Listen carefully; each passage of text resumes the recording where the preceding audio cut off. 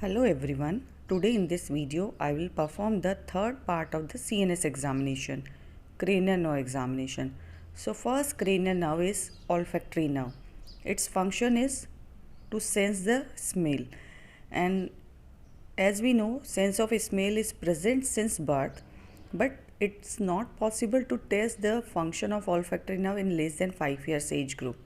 So whenever the age of the child is more than 5 years, then we can perform the examination of first cranial nerve. First we have to explain the child that we are going to check both the nostrils. Tell the child to close the eyes and then bring the non-irritating substance.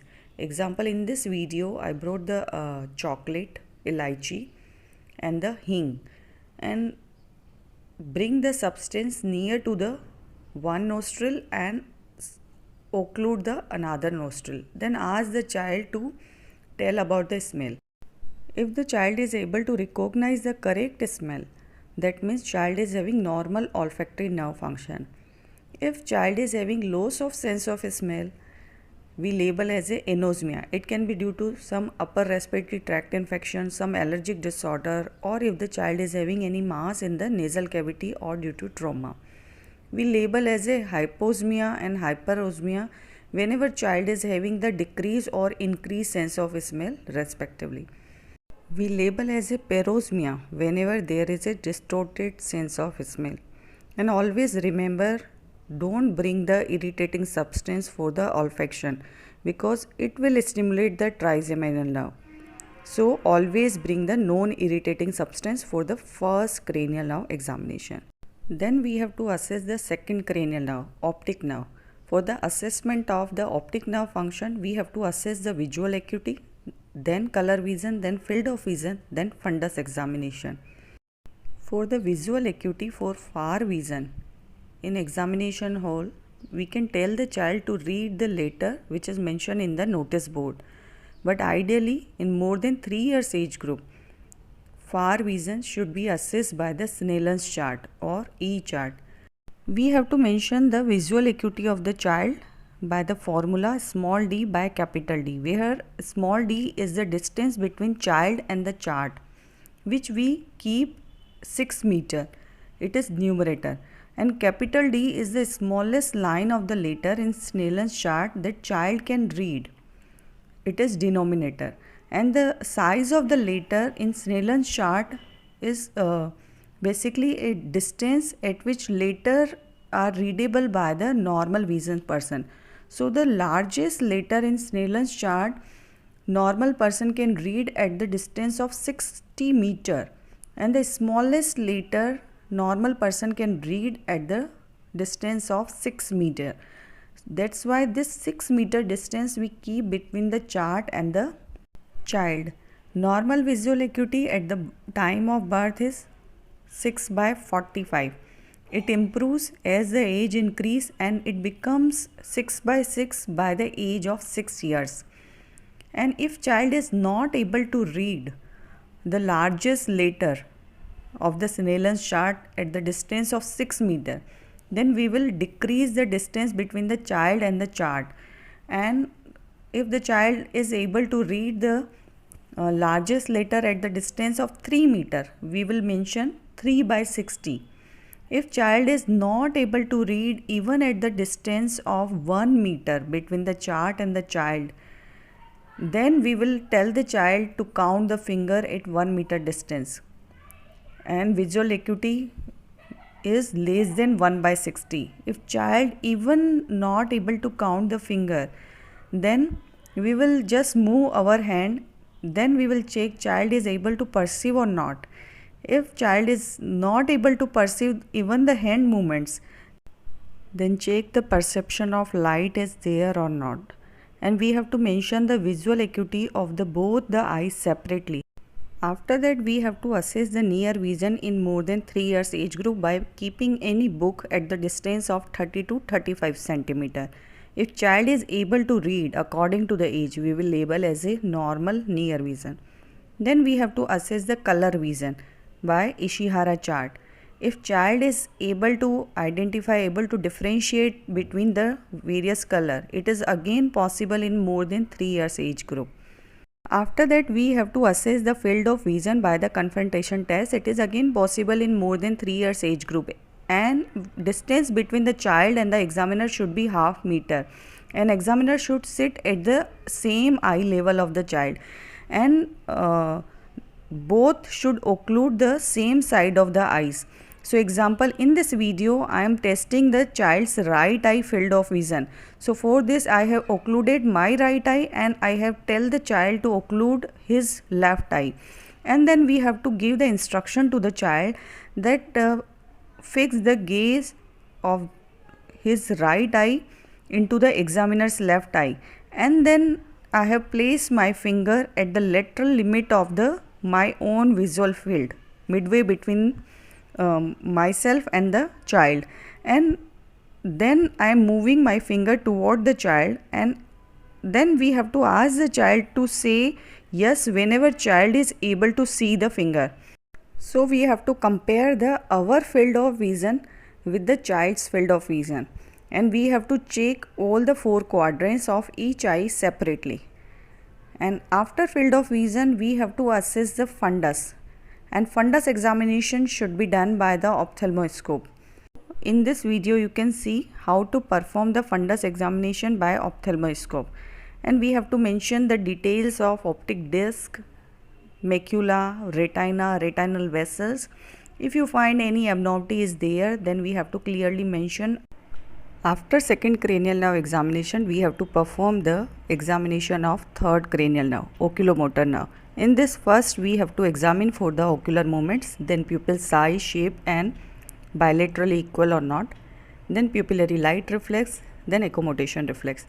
For the assessment of ocular movements, we have to simultaneously assess the fourth and sixth cranial nerve also. All extraocular muscles are supplied by the third cranial nerve except lateral rectus, which is supplied by the sixth abducens nerve, and superior oblique, which is supplied by the fourth trochlear nerve. For the assessment of ocular movements, first we have to explain to the child, and then we have to sit at the distance of 30 to 40 centimeter from the child, and then we have to move our finger in the shape of invisible edge for the assessment of all the eye movements, abduction, adduction and extrusion, intorsion, up and down, and then we have to explain to the child to follow our finger without moving the head. Child will have the double vision or disconjugate gaze when third or fourth or sixth cranial nerve palsy will be there, and this double vision occurs when child looks toward which paralyzed muscle normally moves the eyeball, and according to the position of eyeball also we can differentiate is it the third or fourth or the sixth cranial nerve palsy. Example, in third cranial nerve palsy, child will have the squint and eye will be displaced outward and down, and in fourth cranial nerve palsy, eye will be displaced up and out. In sixth cranial nerve palsy, it will be displaced inward. So by the position of eyeball, we can differentiate which cranial nerve palsy is there. Third cranial nerve also supply the levator palpebrae superioris. So whenever there is a third cranial nerve palsy, child will have the unilateral ptosis. Then check the pupil size, shape and bilaterally equal or not. Whenever there is a third cranial nerve palsy, pupil will be dilated. We have to examine for the pupillary light reflex by directly shining the light into the eye. In response to the light, pupil of both eyes will be constricted. So pupil constriction in the ipsilateral eye, which is stimulated with light, labeled as a direct pupillary light reflex, while pupil constriction of the opposite eye will be labeled as a indirect pupillary light reflex. So in this video, I have assessed the left direct pupillary light reflex and right indirect pupillary light reflex. For this, we have to tell the patient to keep the hand between both the eyes, so we can avoid the direct stimulation of the opposite side of the eye. The limb for pupillary light reflex is optic nerve and the efferent limb is oculomotor nerve. So if the child is having the optic nerve damage, example, if child is having left optic nerve damage, then left direct and the right indirect PLR will be absent. But the patient will have the normal right direct and left indirect pupillary light reflex if the left optic nerve damage at any level is present. If the efferent limb for the pupillary light reflex is affected, example if the child is having left oculomotor nerve lesion, in this case both left-sided direct and indirect pupillary light reflex will be absent, while the right-sided direct indirect both will be normal. Then we will examine for the accommodation reflex, also known as near reflex or convergence reflex. In this we will tell the child to look at the far object in examination hall. Then suddenly we will bring our finger in front of the nose and we will tell the child to fix the gaze on our finger. So the point of focus of the eyes change from distant object to the near object in accommodation reflex. Result to this, there is convergence of both the eyes, contraction of the ciliary muscle result in the change in shape of the lens and the pupillary constriction. All three actions occur simultaneously in accommodation reflex. Afferent and efferent limb of the accommodation reflex is similar to the pupillary light reflex, second and the third cranial nerve, in spite of the same neural pathway. Sometimes patient is having the normal accommodation reflex but the lost pupillary light reflex we label as a light near dissociation. It occurs because the midbrain center for the accommodation reflex is more ventral in position than the pretectal nucleus, which control the light reflex. Example of the light near dissociation are neurosyphilis, known as Argyll-Robertson pupil, also seen in the dorsal midbrain syndrome, diabetes mellitus, Eddy's pupil. After third, fourth and sixth cranial nerve examination, I will perform the fifth cranial nerve examination, trigeminal nerve. It is the mixed nerve having both sensory and the motor component. In sensory component, there are three branches of trigeminal nerve: ophthalmic, maxillary and the mandibular. All three branches supply the face for the sensation, except the angle of jaw, which is supplied by the C3 and C2. So for examination of the sensation over the face, first we will explain to the child, then we will tell the child to close the eyes, and for touch sensation we can use the wisp of cotton. And in all three divisions of the trigeminal nerve, we will touch the cotton wisp and child will say yes whenever child is having the feeling of touch by localizing the touch site. And for the pain sensation we can use the pin, but it is not possible in children. For temperature we can use the cold and hot water. When there is sensory loss over the face, child will have the feeling of broken glass on the affected side when the child will drink any liquid. Now after the assessment of the sensation over the face, we have to assess the motor component of the trigeminal nerve. It supplies the muscles of mastication, masseter, temporalis and the pterygoid.